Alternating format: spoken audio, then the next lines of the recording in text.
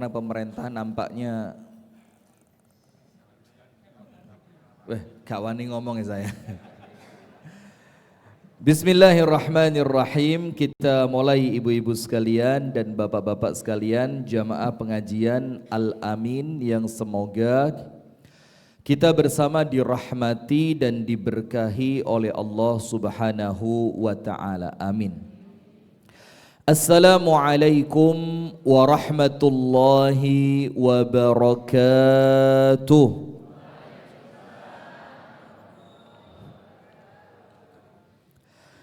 Innal hamdalillah nahmaduhu wa nasta'inuhu wa nastaghfiruh wa nastahdihi wa natubu ilayh wa na'udzu billahi min syururi anfusina wa sayyiati a'malina. Man yahdihillahu fala mudilla lahu wa man yudlil fala hadiya lahu. Ashhadu an la ilaha illallah wahdahu la syarika lahu wa ashhadu anna Muhammadan abduhu wa rasuluh sallallahu alaihi wa ala alihi wa ashabihi wa man wala. A'udzu billahi minasy syaithanir rajim. Ya ayyuhalladzina amanu taqullaha haqqa tuqatih wa la tamutunna illa wa antum muslimun. Allahumma anta rabbi la ilaha illa anta khalaqtani wa ana abduka wa ana ala ahdika wa wa'dika mastata'tu. A'udzu bika min syarri ma sana'tu. Abu'u laka bi ni'matika alayya wa abu'u bi dhanbi faghfirli fa innahu la yaghfiru dhunuba illa anta. Allahumma inna nas'aluka ilman nafi'a wa rizqan tayyiba wa amalan mutaqabbala. Amin ya rabbal alamin. Hadirin sekalian, ibu-ibu dan bapak-bapak jamaah pengajian Al-Amin yang semoga kita bersama dirahmati oleh Allah Subhanahu wa taala. Amin. Alhamdulillah, kita bersyukur kepada Allah, dan syukurnya Pak Bu harus ditambahi terus, harus terus ditambahi.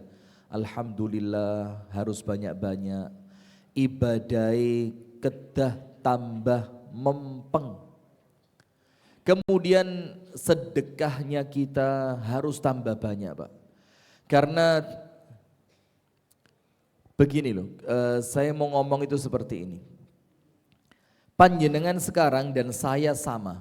Mudah-mudahan oleh Allah nikmat aman, nikmat sehat, nikmat selamatnya ditambah terus. Amin. Karena begini, panjenengan gak ada rumah. Rumah ada kan? Ada. Panjenengan punya kendaraan, punya. Panjenengan punya pekerjaan, punya. Di rumah panjenengan masih punya simpenan, bukan istri. Simpenan dia minimal beras simpenan buat minggu depan masih ada, minyak goreng buat minggu depan masih ada. Karuan sebelum semuanya oleh Allah diambil dengan cara tiba-tiba, seperti saudara kita yang sekarang ada di Sumatera, ada di Aceh dan beberapa tempat yang lain, karuan ayo bismillah dipekso awake dhewe keluarkan sebagiannya. Sak durunge dipek kabeh diambil semua oleh Allah. Maka ketika yang sudah terjadi sekarang bencana yang datangnya, panjenengan tahu ndak yang Padang itu? Sebagian tempat yang terjadi banjir bandang di Padang itu saya pernah ke sana. Dan saya itu kalau angen-angen kalau malam sebelum tidur, ya Allah sampai berbes mili saya jamaah.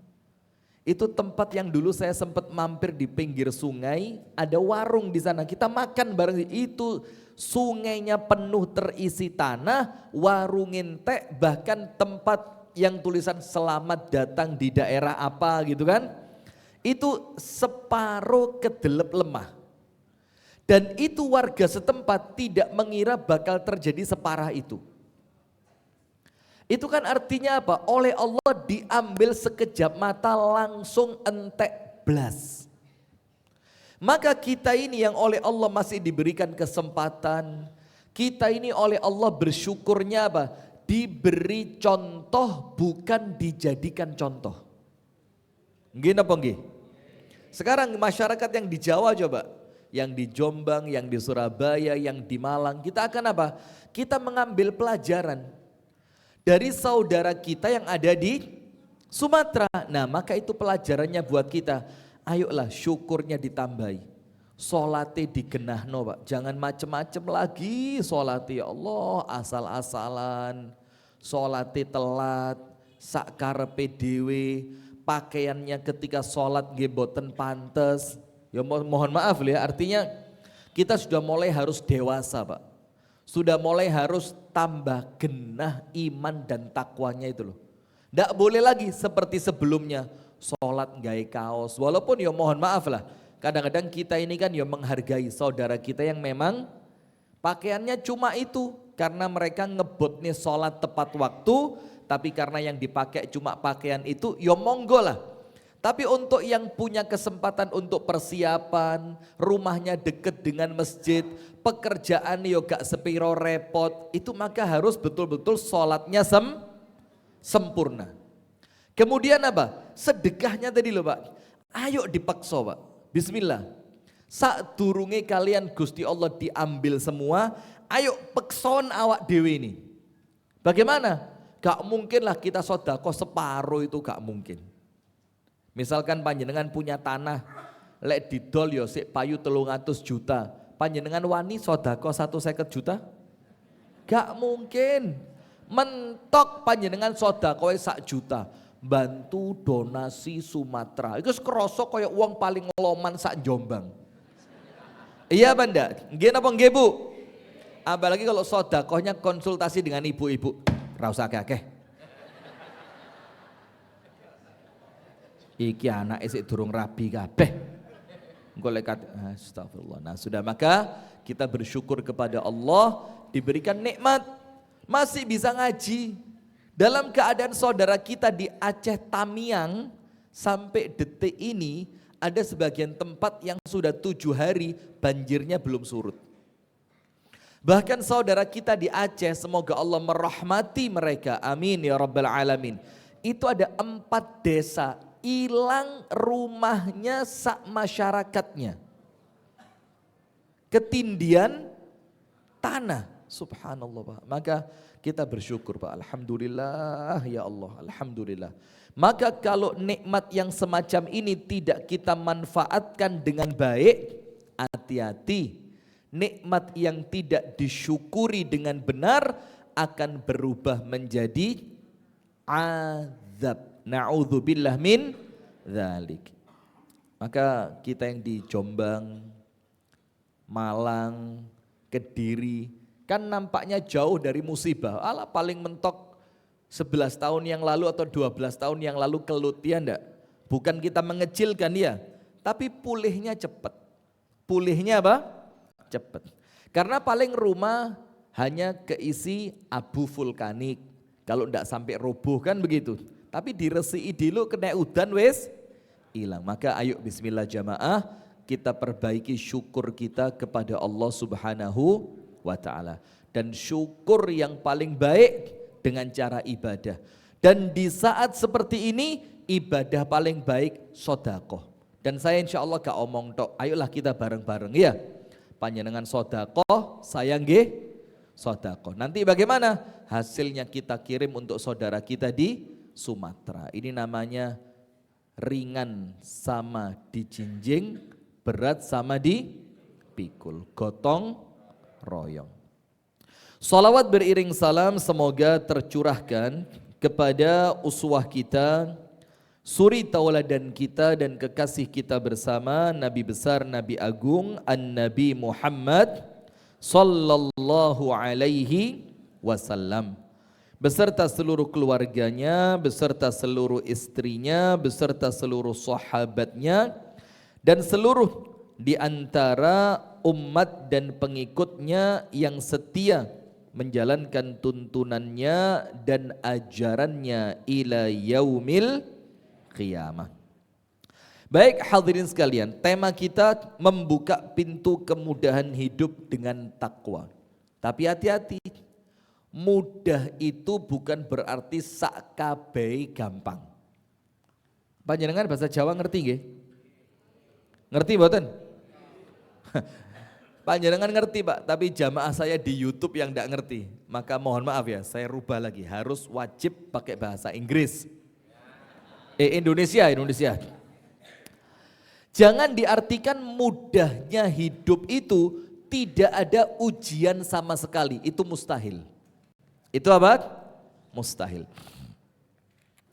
Maka tadi malam saya ceramah sama Ustadz Umar Mita di Masjid Namira, itu ada 2 bait syair rangkuman hidup yang saya baca.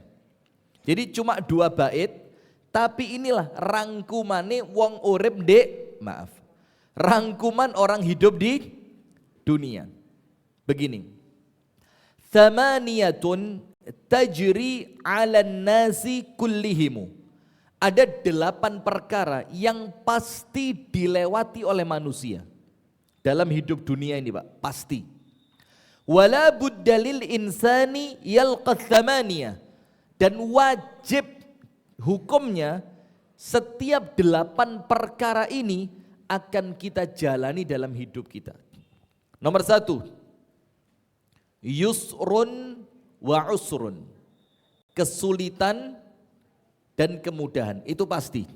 Ono gampange, ono angele. Tidak ada ceritanya orang di dunia angel terus, tidak ada. Begitupun sebaliknya, tidak ada orang hidup di dunia gampang terus juga tidak ada. Maka ada gampangnya, ada susahnya, maka dinikmati saja. Yang kedua, yang ketiga dan keempat, wa huznun wa sururun, kadang-kadang susah, sedih, kadang-kadang bahagia. Sama, tidak ada orang itu hidupnya sedih terus, gak usah gaya tok raine. Nangis bentino, enten Bu? Tidak ada, mesti ada apanya? Ada bahagianya, ada bahagia, ada susah. Kemudian wajtima'un wa furqatun, kadang-kadang kumpul, kadang-kadang pisah. Itulah dunia ini Pak. Panjenengan kumpul dengan orang tua, alhamdulillah seneng atine bunga, tapi ada waktunya perpisahan. Nggih napa nggih? Nanti di akhirat tidak ada pisah, tidak ada di akhirat nanti. Insya Allah semuanya masuk surga, amin. Kemudian yang ke-7 dan ke-8, wasuqmun wa afiyah, ada kalanya kita sakit, ada kalanya kita sehat. Tidak ada orang itu sehat terus gak enek, wong loro terus yo gak enek. Pasti ada sehatnya, ada sakitnya. Itulah hakikat kehidupan dunia, 8 rumus ini. Nah, tapi kemudian kita juga perlu tahu, Allah Subhanahu wa taala sampai bersumpah dalam surah apa? Al-Balad. Dalam surat apa? Al-Balad. Tujuannya apa? Saya awali dengan ini, agar panjenengan tidak terlalu tinggi ekspektasi tentang dunia. Ekspektasi itu apa? Ngerti pora wong Jombang? Alah wis, bukan harapan, ekspektasi itu. Saya juga ngerti juga ya Pak nih. Gak, maksudnya kalau secara kalimat ya tahu, tapi menerjemahkannya itu loh. Angan-angan, misalkan gini. Saya diundang di Al-Amin. Harapan saya amplopnya 50 juta. Itu namanya ekspektasi saya, harapan saya. Iya harapan, betul ya. Betul panjenengan ternyata. Ya pinter jane. Lah kok amplopnya pas dibuka, 50.000. Kalau awalnya ekspektasinya terlalu tinggi, lah kok realitanya terlalu rendah, kecewa apa enggak? Nah, maka itulah harapan kita, jangan tinggi harapan ekspektasi tentang dunia. Nanti panjenengan bakal kecewa, dunia ini dilakoni lah Pak. Wong dunia itu digendong bareng-bareng. Nah, maka sampai Allah Ta'ala itu berfirman begini. Untuk Raudhah, ini contoh tok loh ya, 50 juta tadi panjenengan. Saya demi Allah Pak, gak tahu narif Pak. Panjenengan sukani pinten, alhamdulillah. Gak disukani, yo kok era kok era, Masya Allah. Sudah, wes pokok gak usah khawatir. Jangan, kok 50 juta tenan, alhamdulillah Pak. Nggak, pokok panjenengan ngundang saya dimanapun, nggak usah bingung. Saya tidak pernah mikir amplop, yang mikir panitianya. Enggak, yang mikir panitianya. Astagfirullahaladzim. Serius, jangan guyang-guyu, serius. Sudah, Allah sampai bersumpah dalam surat apa? Al-Balad. Bersumpahnya untuk apa? Lihat, kita baca pelan-pelan. A'udzubillahi minasyaitonirrajim. Bismillahirrahmanirrahim. La uqsimu bihadzal balad. Kata Allah, aku bersumpah dengan negeri ini. Maksudnya negeri apa? Mekah Al-Mukarramah. Ini sumpah dari Allah adalah sesuatu yang berat, plus yang Allah jadikan untuk sumpahnya tanah suci yang oleh Allah dimuliakan. Bagus apa enggak ini? Bagus. Ini semakin berat semakin top. Maka ibu-ibu ojo gampang ngalem. Mas, alah mulai. Nggak usah. Bapak-bapak juga gitu. Aku loro wis seminggu anakku renek sing teko, ra usah ngalem. Ndonga, doa ya. Karena boleh jadi itu hasil perbuatan kita di zaman kita muda dulu. Maka muhasabah. La uqsimu bihadzal balad wa anta hillum bihadzal balad, dan engkau wahai Muhammad tinggal di kota yang suci ini. Wa walidi wa ma walad, dan Allah bersumpah demi orang tua dan demi anaknya. Terus berikutnya apa? Laqad khalaqanal insana fi kabad. Sungguh kata Allah, Allah bersumpah dengan 3. Dengan kota Mekah, dengan Nabi Muhammad yang tinggal di kota Mekah, dan dengan bapak serta anaknya. Dengan 3 sumpah ini Allah hanya ingin menegaskan satu perkara. Apa itu? Laqad khalaqnal insana fi kabad. Dan kalimatnya laqad, la itu penegasan. Sungguh-sungguh. Qad itu penegasan, telah terjadi. Khalaqna kalimatnya fi'il madhi, wis kadung tak ciptakni, tidak bisa dirubah. Al insana manusia itu fi kabad, dalam keadaan susah payah. Maka ndak enek Pak, orang enak tok sawang sinawang, ndak ada menungso enak tok itu. Panjenengan lek tak ceritani yo wakeh ceritani, dan saya cerita ini jane yo sungkan karena sing tak ceritane kanca dhewe. Diwasne kok njobo sugih mentereng omahe. Nah, bahasa Jawa maneh, Masya Allah. Ya Allah. Sudah, balik bahasa Inggris lagi, Indonesia lagi. Kaya raya. Kalau bahasanya orang sekarang tajir sampai melintir, sugih Pak. Mobilnya sampai kita mengira dia punya showroom padahal mobil pribadi.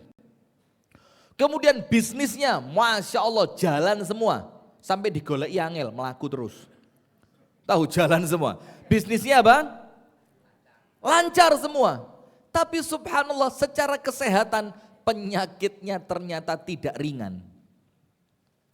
Itulah dunia ini. Jadi kalau panjenengan berharap dengan kalimat meraih kemudahan hidup dengan takwa, panjenengan berharap dengan materi ini urip panjenengan boten Jawa maneh. Kena panjenengan itu loh ya. Hidup sudahlah, tidak apa-apa wis kadung wis ora apa-apa. Panjenengan dengan kalimat ini berharap hidup panjenengan tanpa ujian, ya panjenengan keliru. Karena apa? Allah bersumpah pasti manusia itu hidup dalam keadaan susah payah. Bahkan sebelum kita dilahirkan. Panjenengan tahu kan buka YouTube itu. Ada bagaimana perjalanan sel ovum, sel sperma. Itu rebutan racing, tahu racing. Wah, kebut-kebutan. Nguber untuk bisa masuk kemana? Sel ovum, sel telur. Itu wis rebutan, Pak. Dari jutaan. Nanti lagi ketika di kandungan ibu kita, perjuangan lagi bagaimana bisa lahir sampai selamat. Nanti keluar lagi. Tadi malam ada ilmu bagus saya dapatkan dari Ustadz Omar Mita, panjenengan tak oleh-oleh. Orang itu kan takut mati karena apa? Belum tahu alam barzakh seperti apa kan? Itu ternyata ada ucapannya para ulama yang menganalogikan. Ra ngerti analogi. Saya lek guyu saiki rada ngenyek Masya Allah. Menganalogikan itu menggambarkan. Kenapa kok orang itu takut mati? Karena dia belum tahu keadaan di alam barzakh. Ternyata analoginya disebutkan oleh para ulama seperti janin di perut ibunya. Janin itu di perut ibunya gak gelem metu, Pak. Wis penak ndek kene, anget, aman, ra tau kebentuk, ra soro, mangan kari mangan, dikirim oleh Allah lewat tali pusat. Wis gak usah metu, kene penak. Dia ndak berharap keluar ke dunia karena dia merasa di alam rahim itu sudah begitu nyaman. Maka ternyata diberitahukan oleh janin-janin yang lain, ojo kuatir donya ngono penak, enek ibu sing bakal gendong, enek bapak sing bakal ngelindungi. Engko lek ndek donya ngelihat pemandangan ijo-ijoan yang penuh dengan keindahan, ndek weteng ra enek-enake, tapi tetep bayi ndek kandungan bilang, "Emah aku mau metu, aku wis kadung penak ndek kene." Maka oleh Allah dipaksa keluar. Setelah dia keluar, nangis sebentar, kaget. Loh aku kok metu? Nangis. Kan gitu. Tapi setelah dia keluar sebentar, nangis kaget tadi, itulah kematian kaget. Ya. Terus ternyata langsung digendong seorang ibu, disusoni. Dari yang awalnya rezekinya cuma satu tali pusar, nun sewu nggih, Allah ganti dengan 2 susu ibunya. Yang sebelah kanan dan kiri. Dia mulai merasa seneng. Walah bak nih enakan donya timbang rahim. Nah seperti itulah orang yang meninggal itu nanti, Pak. Ketika panjenengan ini imannya bagus-bagus. Dan ini wajahnya wajah iman yang bagus semua ini. Kecuali ibu-ibu. Oh ya podo, bagus-bagus semua ini. Insya Allah, amin amin. Ini surga tanpa hisab semua ini. Tapi kalau sama suami ya sing alon lek ngomong, rasanya tanya apa Pak? Apa Masya Allah. Sampai kadang-kadang bingung, ini yang suami yang mana, yang istri yang mana ini. Suaminya berani ternyata istrinya lebih berani. Wong lanang ngono, Pak. Teman saya itu loh yang pakai baju hitam itu. Ngomong apa? Wong lanang lek disentak bojone goblok ndadak. Asli. Langsung lola Pak. Aku sopo aku? Lagi ndek endi iki? Loh, sampean sapa? Disentak mana ya, Pak? Ra usah acting. Oh iya. Wong lanang Masya Allah, kesian orang laki ini. Sudah, kita lanjutkan. Nah ternyata ketika dia masuk ke alam dunia, Yang tadinya di alam rahim dianggap sing paling penak, ternyata dia ngerti, oh alah tiba no alam rahim itu sempit, gak enek pemandangane, enak mek mangan tok gak tahu keluwen. Setelah dia pindah ke alam dunia, digendong sama ibunya, mulai ngerti kehangatan pelukan seorang ibu. Disusoni sama ibunya, mulai ngerti ternyata ada makanan dari dua jalur yang berbeda. Mulai digudo mbek bapake, dikudang mbek bapake, bercanda dengan kakak adiknya segala macam, dia telah ngerti. Nah itulah hakikat orang kalau masih di dunia, memahami tentang alam barzakh. Jadi tidak usah takut. Yo lek ibadah ya apik lho yo. Lek ibadah ya elek ya jelas diduduki malaikat. Dawas. Sikat biyen lapo bojomu njaluk kopi mbok sentak. Kopi. Tutuki malaikat. Dawas. Terus lagi, biyen lapo tuku sayur nek ngarep omah bakul melijo jilbabmu gak rapi, tutuk maneh. Dawar. Terus ditanya lagi sama Allah, biyen lapo ngakune pengajian lah kok ni arisan, tutuk maneh. Dawar. Ini bapak apa ibu? Masya Allah, sabar nggih Bu? Bu sabar nggih? Insya Allah ibu-ibu Jombang ini semuanya masuk surga tanpa hisab, cepet dan tidak lambat. Loh kenapa aminnya kok langsung hilang? Panjenengan kersa cepet apa lambat? Nah, cepet diundang mati, jelas itu. Sudah, wis. Kita lanjutkan. Nah maka dengan itu jamaah sekalian, namanya orang di dunia ini tidak mungkin tanpa ujian. Allah mengatakan laqad khalaqnal insana fi kabad. Mulai sel sperma susah, kemudian dilahirkan susah, lahir yo nangis, nanti kecil yo kadang-kadang loro dhisik, ada anak kecil itu lahirnya kuning dulu badannya, nggih napa nggih? Macam-macam, itulah hakikat dunia. Nah tapi kemudian takwa yang Allah tuntunkan kepada kita, takwa yang Nabi Muhammad ajarkan kepada kita, menjadikan semua beratnya ujian insya Allah terasa ringan. Ayatnya panjenengan sampun apal sedoyo, tapi yang saya bahas bukan itu nanti. Panjenengan mangke wangsul, panjenengan buka surah At-Tolak. Surat napa? At-Tolak. Ustadz ilmunya manfaat, bahasa Jawanya dikurangi. Nggih. Loh kok nggih, pangga Jawa ya? Iya Bu, siap. Sudah begini. Allah berfirman dalam surah At-Tolak, di sana ada berbagai manfaat, faidah, fadilah dari orang yang bertakwa. Nomor satu, wa may yattaqillaha yaj'al lahu makhraja. Yakin napa mboten? Yakinnya panjenengan itulah iman.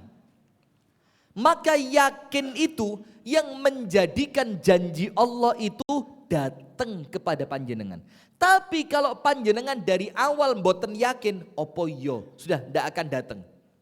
Karena yakin itu untuk kita bukan sekedar yakin, tapi keimanan kita pada janji Allah Subhanahu wa ta'ala.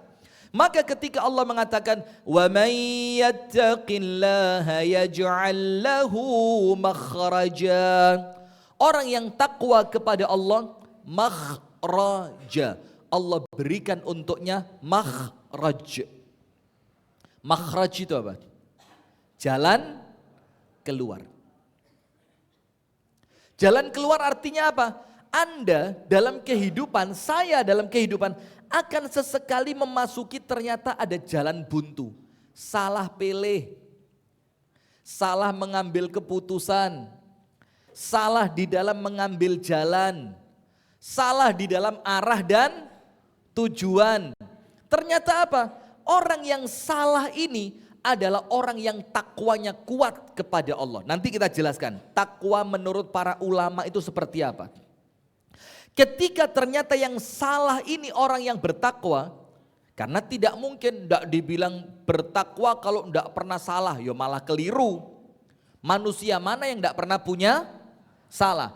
Tapi orang bertakwa itu tidak mustahil mereka bersalah. Ketika mereka salah memilih jalan, ternyata jalannya buntu, ini keimanan Mbak.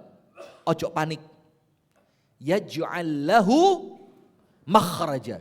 Langsung, ya Allah, kulo nagih janji panjenengan Gusti Allah. Tapi hati-hati, jangan berani-berani nagih janjine Gusti Allah kalau panjenengan sering belenjani Gusti Allah. Apa belenjani Gusti Allah itu? Wancine sholat ditinggal, karepkum turu lah kok malah mancing, Masya Allah. Panjenengan kok nampaknya mancing saya juga ini ya, Masya Allah. Ya boleh, sampun mireng adzan, Allahu Akbar, yo ngerti, iki wancine sholat, tapi cek ini.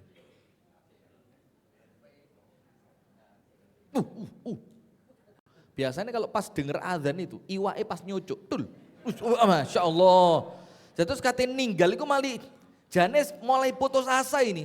Wong mancing mulai sak jam, 2 jam renek sing nyucuk belas sih. Lah kok pas ini adzan, tel. Atau yang lain mancing. Sudah dengar adzan, lah kok tokone pas enek sing tuku. Panjenengan kalau perlu bukti, saya kalau di Jombang enggak tahu Pak. Tapi yakin ada insya Allah. Kalau panjenengan ke Malang, ke Embong Arab, Jalan Syarif Al-Qadri, kemudian depannya warung sate Bang Saleh dan sekitarnya. Itu umum di daerah itu azan beduk tutup. Orang yang sedang antri diberitahu apa? Ini kejadian sama saya disuruh umi saya belikan botol buat tempat jualan madu. Botol kayak ngadai madu. Sudah, padahal dia kenal saya ini siapa dan saya kenal yang jualan siapa. Yo gak enek ya Pak, gak ada toleransi. Ustadz adzan ya, kalau antum mau nanti setelah adzan. Kalau enggak antum ke toko sebelah enggak apa-apa, itu enggak tutup toko sebelah. Kini mikir Pak, loh kini Ustadz ya. Kalau saya pindah toko sebelah ceramahku entek iki. Asli entek ini ya. Nah sudah, dan subhanallah Pak. Yo kalau kita yakin tentang firman Allah, rezekinya gak mungkin kalong gara-gara ditinggal Itu loh takwa itu. Wani bora. Pak, anak sampean peluang PNS. Tapi nggak iya uang muka ini. Gak cilik loh Pak, selawi. Pripun maju mundur.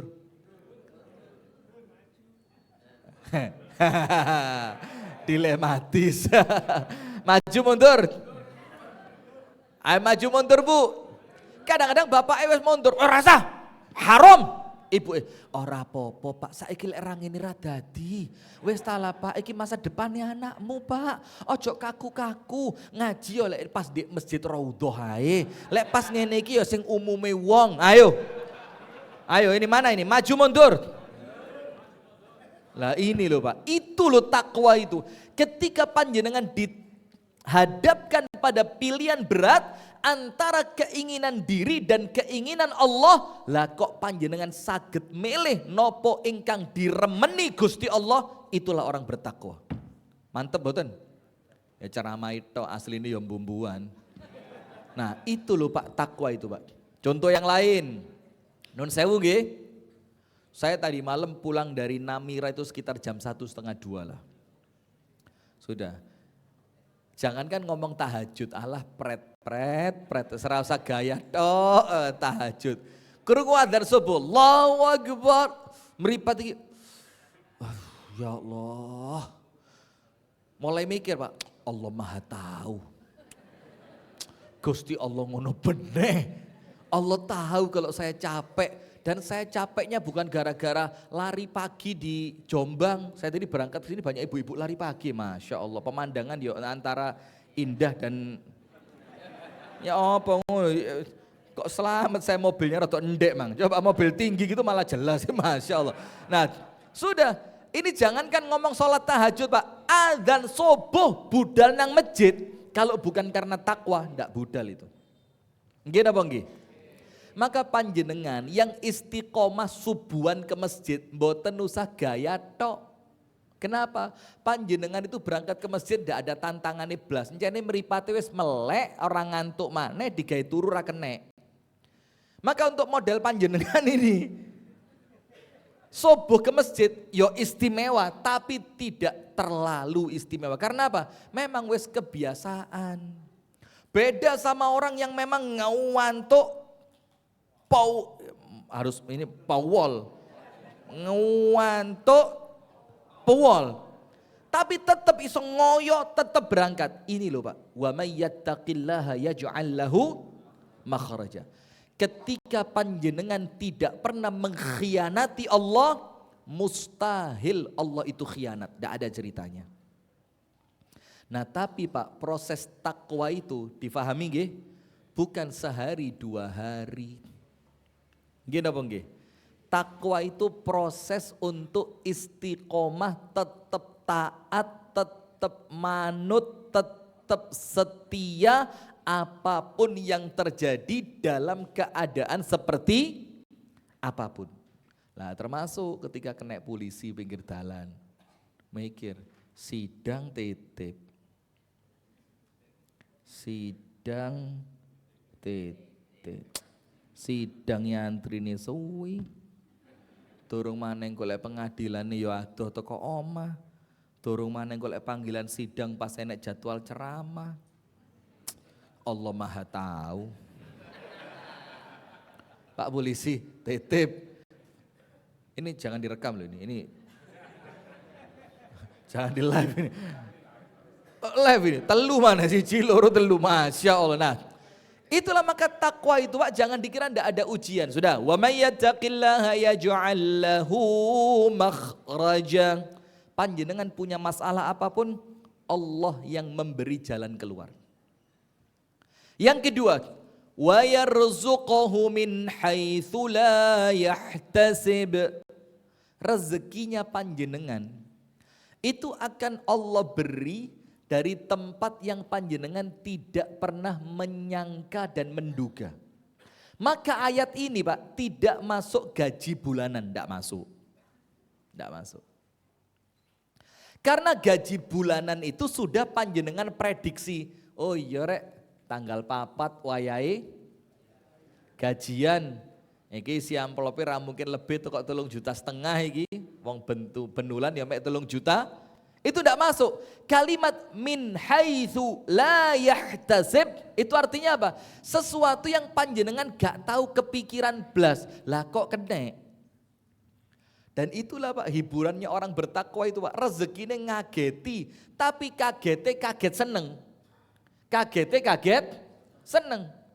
Nah, ditafsirkan oleh sebagian ulama, saya dengar dari Ustadz Jalaluddin di Malang, hafizahullahu taala. Kalimat wa may yattaqillaha yaj'al lahu makhraja. Selesai. Wa yarzuqhu min haitsu la yahtasib. Dikai rezeki sing gak tahu disangka dan diduga. Apa kata Ustaz Jalal? Dalam kitab tafsir beliau mengatakan artinya wong takwa gak mungkin nganggur. Cek. Ada rezeki moro-moro rutuh teko langit. Kerutuan emas, astagfirullah, emas, ada? Ra mungkin, tidak mungkin. Terus bagaimana kalimat min haitsu la yahtasib? Allah akan menempatkan panjenengan, Allah akan mendekatkan panjenengan, Allah akan memberikan kepada panjenengan potensi di mana potensi, kedekatan dan kemampuan serta penempatan dari Allah itu yang menjadikan Anda gak tahu kekurangan rezeki. Itu untuk siapa? Untuk orang yang takwa. Loncat beberapa ayat berikutnya. Wa may yattaqillaha yaj'al lahu min amrihi Yusra. Mana? Sebelah mana Yusra? Sana ya? Yusra. Iklan ini masuk 10% jane. Nanti Raudhah silakan Pak datang ke Yusra bilang setelah kami iklankan penjualan naik, tolong masjid dikasih saham 10%. Setuju mboten? Panjenengan setuju, yang punya enggak setuju. Sudah. Maka orang-orang yang bertakwa kepada Allah yaj'al lahu min amrihi yusra, ngurus apa ae urusane kalian Gusti Allah digampang nih. Maka ada satu doa. Biasa doa ini kan dipakai kalau mau ujian. Allahumma la sahla illa ma ja'altahu sahla wa anta taj'alul hazna idza syi'ta sahla. Ya Allah, tidak ada yang mudah ya Allah kecuali apa yang panjenengan kerso jadi mudah. Wa anta taj'alul hazna idza syi'ta sahla. Sementara yang susah-susah itu senggarai ati sempit, sumpek, ngeluh, kepikiran, kalau Allah mau Allah jadikan mudah. Bisa apa enggak? Lawang Gusti Allah itu ilmunya kun, enggak ada yang susah buat Allah. Susah itu kan manusia. Nggih. Susah itu siapa? Manusia. Kalau panjenengan dekengan pusat, kata Gus Ikdam. Tapi pusatnya ini langsung pusat tenanan lah iki. Bukan pusat kekancan kalian bahlil, bukan.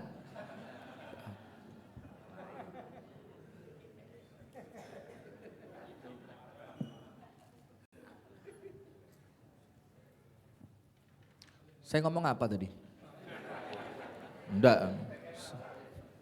Nah, maka pusatnya ini jamaah betul-betul pusat Gusti Allah. Maka jangan pernah ngomong susah, gak enak sing angel. Panjenengan tahu, sesuatu yang manusia mikir ndak bisa, untuk Allah dibikin gampang. Dan ini cerita Pak, guduk dongeng. Mekah, Baitul Maqdis, Sidratul Muntaha, balik ke Baitul Maqdis, balik ke Mekah, tidak makan waktu semalam.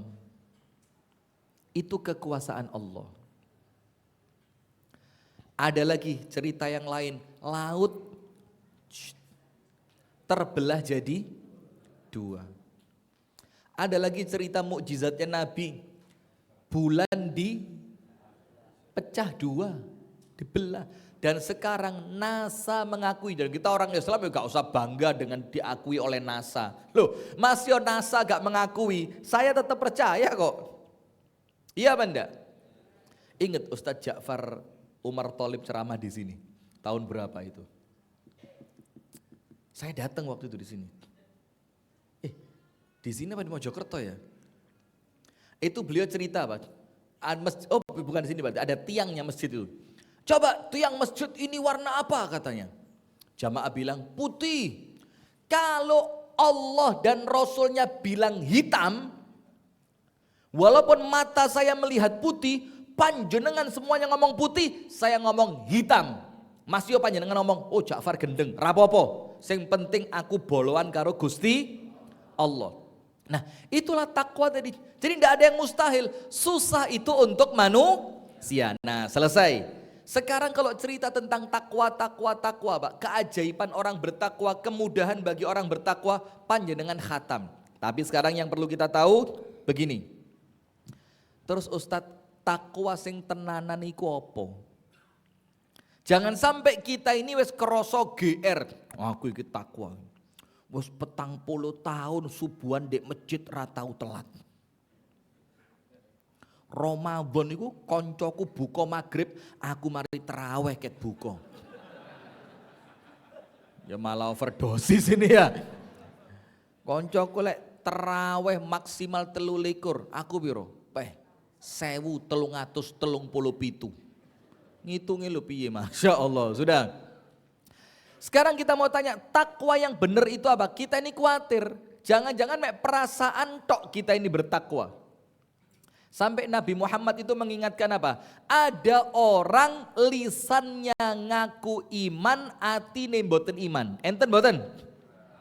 Ya sama seperti itu. Orang bersyukur, endi jarine lek syukur nikmatnya ditambah. Aku wis syukuran nih.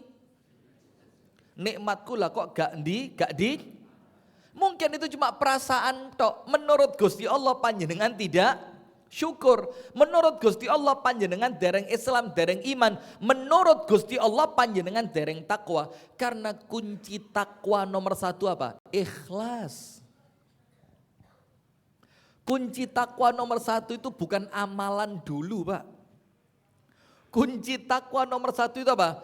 Madep, mantep, marang Gusti Allah. Itu kunci takwa nomor satu.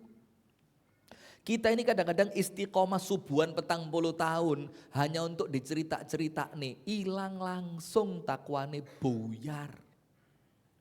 Istiqomah sedekah Jumat berkah, ben Jumat ngei bungkusan sego nang masjid, ben Jumat petang puluh, pas entuk rezeki ditambahi sampai 100, hanya untuk bahan cerita. Kita ini wakaf tanah, bangun masjid, gawe pondok, bangun TPQ, gawe ngene, gawe ngono, hanya untuk bahan cerita. Kalau sampai ternyata ikhlasnya rusak, ojo sampai ngomong takwa. Pret. Bu. Nah, yang bagus tuh dalam Ustadz. Coba lagi ya. Bu. Ngalem, biasa aja. Astagfirullah. Oh, Ustadz kok dirayu, astagfirullahaladzim. Nggak tahu dia, saya sudah punya istri. Sudah Bu, ngomongnya yang tegas Bu. Dalam, Bu. Wah kerengera, Masya Allah. Serba susah ya. Sudah. Sekarang jamaah kita perlu tahu. Percuma semua amalan fisik. Ingat loh ya, percuma itu bukan berarti kemudian panjenengan, selek ngono ra usah. Bukan, tapi maksudnya apa? Diperbaiki. Diapain? Diperbaiki. Saya panjenengan sami Pak. Niki mboten mesti sing ceramah luwih apik bayo panjenengan, kalau saya tahu saya aslinya Pak, mungkin gak ngaji sama saya panjenengan. Dan panjenengan juga kalau saya tahu aslinya panjenengan mungkin tak usir dari masjid ini. Gara-gara panjenengan rawuh, malaikat gak gelem lungguh di sini. Abu Hurairah itu pernah ngusir jamaah pengajian, tahu ceritanya? Nah iki ngaji pirang tahun nih. Abu Hurairah itu dalam kitab-kitab hadis, termasuk kalau saya tidak salah dinukil oleh Imam Bukhari juga dalam kitabnya Adabul Mufrad, dalam bab memutus tali silaturrahim. Ada seorang laki-laki duduk di majelisnya Abu Hurairah. Yang Abu Hurairah radhiyallahu taala anhu itu dengar wong lanang iki medot Pak Dene. Memutuskan apa? Silaturahim dengan siapa? Pamannya. Dan ini di Jawa harus kita galakkan Pak. Al-a'mam sonu aba. Paman, Pak Le, Pak D itu sederajat dengan bapak. Sederajat. Dan bibi, bude, bule sederajat dengan ibu. Itu hadisnya sahih. Maka kalau orang tua kita sudah meninggal, kita masih punya paman, punya bibi, yoiku diuri-uri.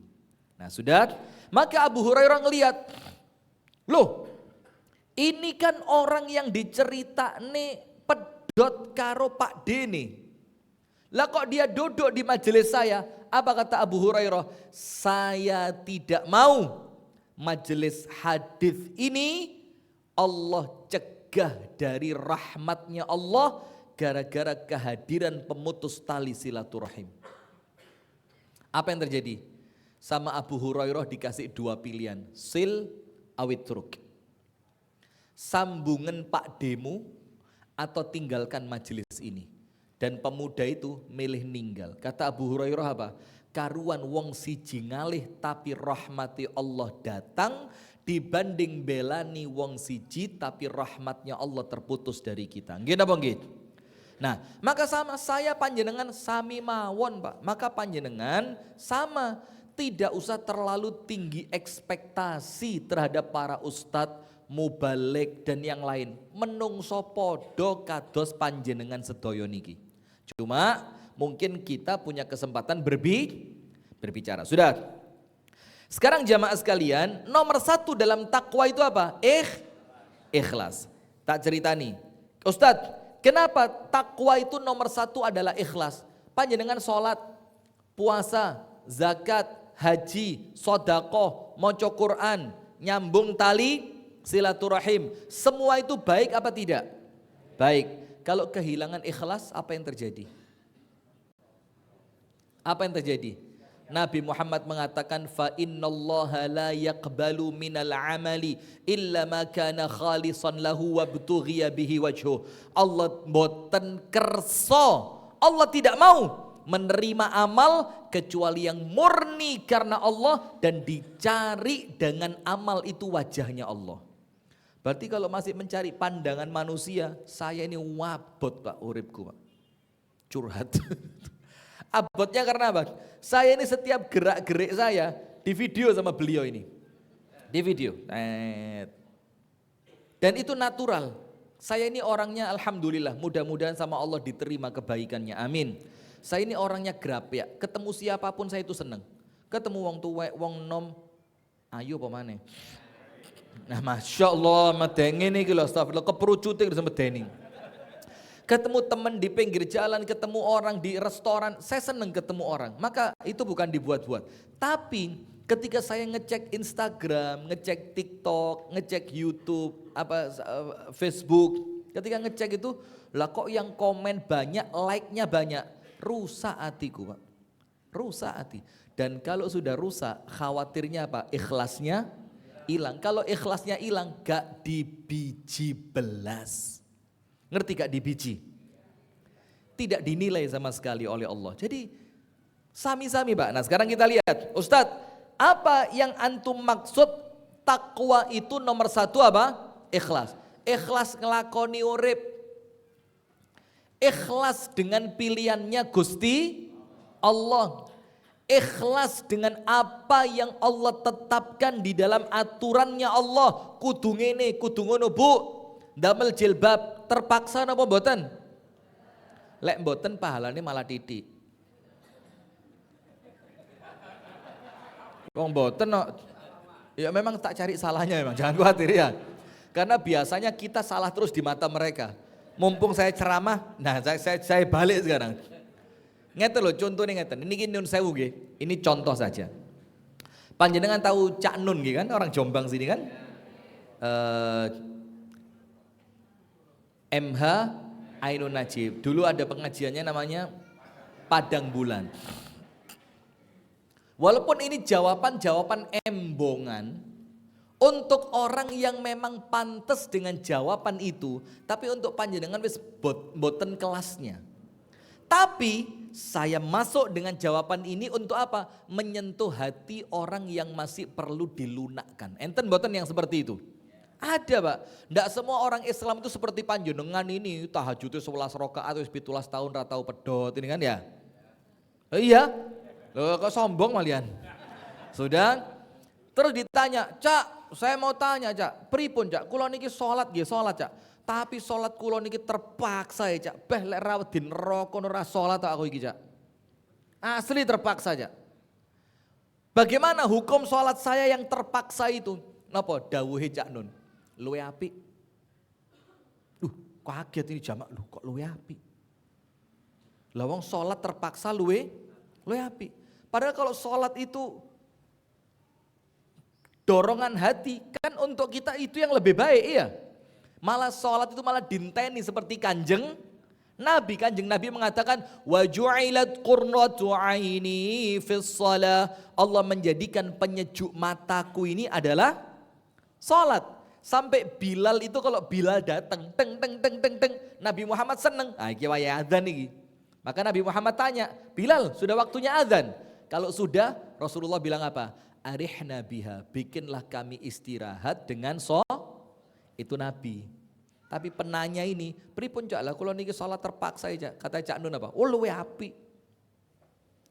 Sampean gak seneng salat, tapi sampean tetap sholat karena panjenengan tahu Gusti Allah seneng orang yang sholat.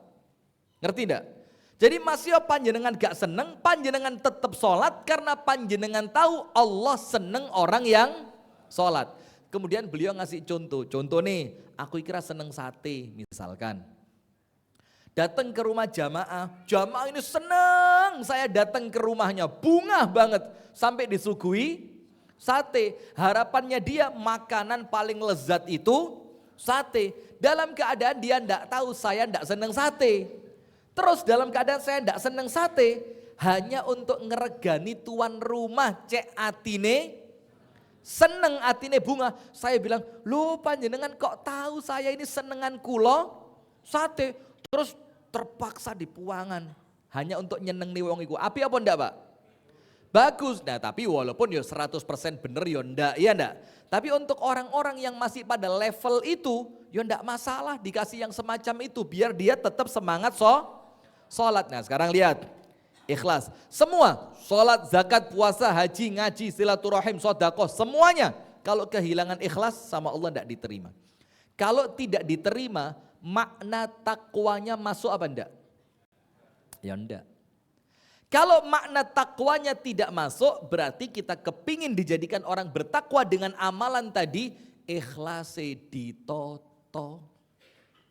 Sampai para ulama salaf tidak cuma satu, Pak. Banyak, akeh. Ngomong apa?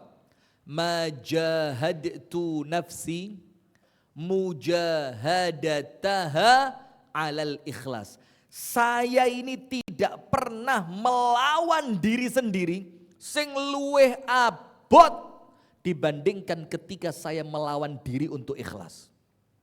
Jadi tidak ada perlawanan untuk diri sendiri, Pak, yang lebih berat dibanding panjenengan latihan ikhlas. Masya Allah, ikhlas ini ilmu paling abot. Orang kalau sudah ikhlas, Pak, menungso itu gak didelok blas. Orang kalau sudah ikhlas, Pak, ajek. Orang kalau sudah ikhlas, Bu, pertolongannya Allah turun. Orang kalau sudah ikhlas, hatinya bersih. Tidak ada orang ikhlas hasad, itu tidak ada. Tidak ada orang ikhlas mangkelan. Ngerti mangkelan? Gampang pore, gampang padu. Tidak ada. Tidak ada orang ikhlas itu ketika berdagang curang. Tidak enak. Nimbang, dilongi. Aku ikhlas kok ngelongi ini, ikhlas aku. Loh, lah kok ikhlas ngelongi ini apa?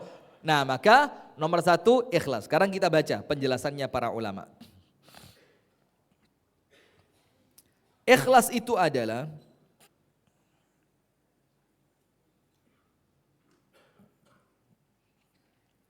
dikatakan waqad qala lahu rajulun marratan. Ini ucapannya Sayyiduna Umar bin Abdul Aziz. Dan panjenengan silakan buka di kitab-kitab salaf tentang Umar bin Abdul Aziz. Siapa dia? Cicitnya Umar bin Khattab. Sinten, Bu? Panjenengan tahu Umar bin Khattab punya anak laki-laki, dinikahkan dengan perempuan yang tidak mau nyampur susu dengan air. Setelah dinikahkan sama Umar, muncul satu anak namanya Abdul Aziz. Maka Abdul Aziz ini cucunya siapa? Umar. Abdul Aziz punya anak lagi dikasih nama Umar. Maka Umar bin Abdul Aziz. Berarti Umar bin Abdul Aziz di sini khalifah yang paling adil di zamannya, itu cicitnya Umar bin Khattab, anak dari perempuan, cucu dari perempuan yang tidak mau nyampur susu dengan air. Maka bibit, bebet, bobot itu gak bisa dihapusi. Tidak bisa dihapusi. Maka kalau kita merasa wis kadung kasep, minimal nanti kalau cari mantu sing apik. Nah, saya baca ucapannya Umar bin Abdul Aziz. Umar bin Abdul Aziz mengatakan, ditanya seseorang, mata yablughul abdu sanam at-taqwa atau sinam mat-taqwa atau sanamut taqwa. Wahai Umar, tolong ceritakan kepadaku, kapan seorang manusia itu mencapai puncak ketakwaan? Masya Allah. Kalau panjenengan dapat wali panjenengan, wali Jombang, nanti dihauli. Wali kota, iya ya wali kota ya. Jombang tidak ada kotanya kan? Iya. Kalau Kediri ada, Kediri wali kota, bupati ada. Kalau Jombang kan bupati aja ya. Sudah begini. Wahai Umar, kapan seorang manusia itu mendapatkan puncak dari ketakwaan? Jadi bukan lagi tertatih-tatih meniti anak tangga takwa, bukan. Tapi sudah sampai di mana? Puncak. dengerin Pak, Bu. Ini nanti kalau panjenengan kepingin ngumbaleni, buka YouTube-nya 2 ini bisa insya Allah. Begini kata Umar bin Abdul Aziz. Faqala, idza wada'a jami'a ma fi qalbihi minal khawatir fi tabaqin. Orang ketika mencapai puncak takwa, itu contohnya begini. Ini apa ini? Tidak ada mangkok di sini. Biasa saya kalau ke sini ada nasi kabulinya. Tapi mohon maaf, pagi ini saya langsung jalan nggih. Jadi saya mboten sarapan di sini. Saya puasa.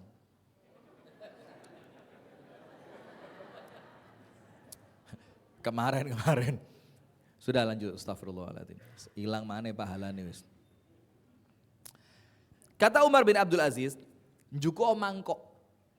Ambillah apa? Mangkok.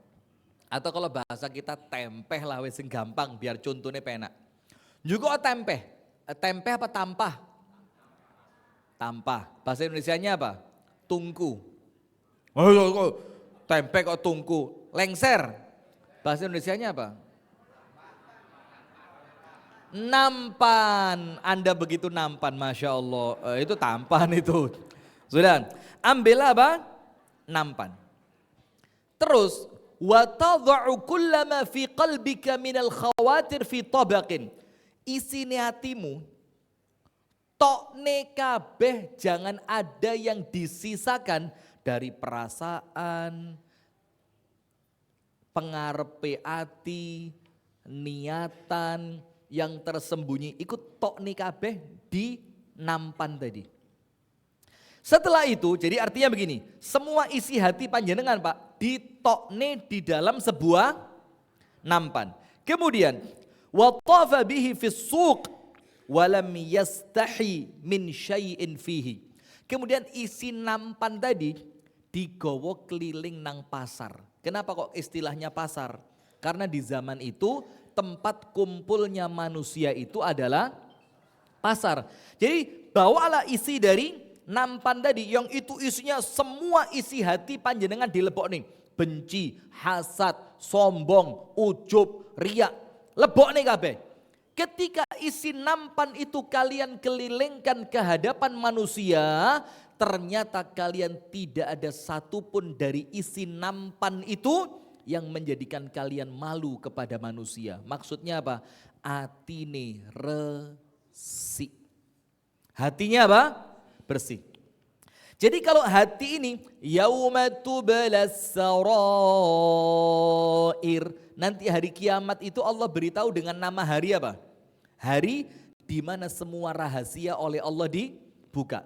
Maksudnya Umar bin Abdul Aziz, lek moro-moro atimu iki mbek Gusti Allah dibuka, krek.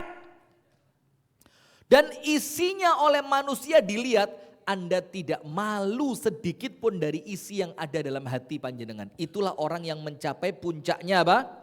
Takwa. Artinya apa? Api enjobo jeru. Api jeru itu ikhlas, api enjobo itu amalannya taat kepada aturan-aturan Allah. Nah sekarang penutup dari saya, jamaah sekalian, hati-hati. Memang takwa itu gak gampang.